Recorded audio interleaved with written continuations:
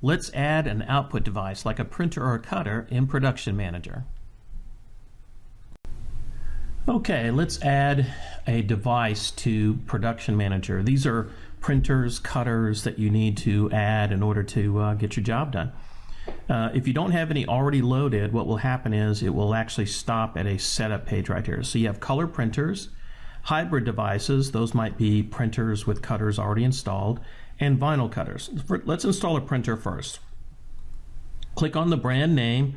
Just choose whatever name is appropriate. It could be a Roland. You can see almost every printer out there is supported.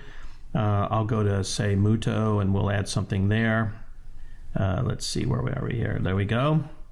And then you just pick from the list of all the models, and you can see a lot of different models are already here, so you should be able to find the one that you need. Okay, click Next, and this point is going to ask you how to communicate with your printer or cutter.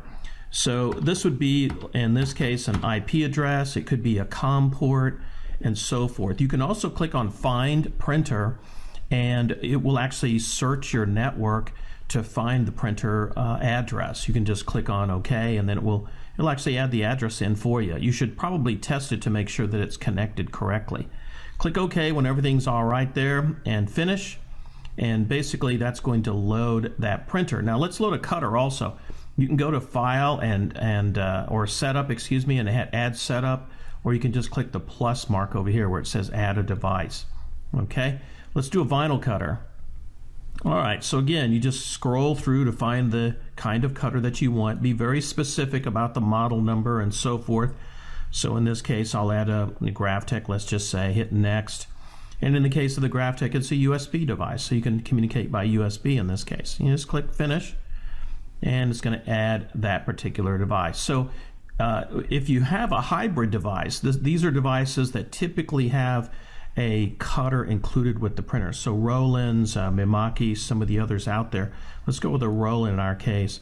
And again, all the models are listed. You just choose the model number that you think is appropriate, the one that's right here, and click Next.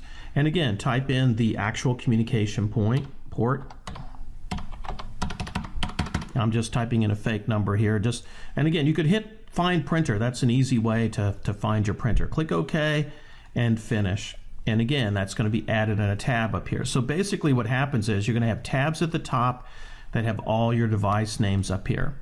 Now remember, you can always go to Printer Profiles and download the profiles for that device.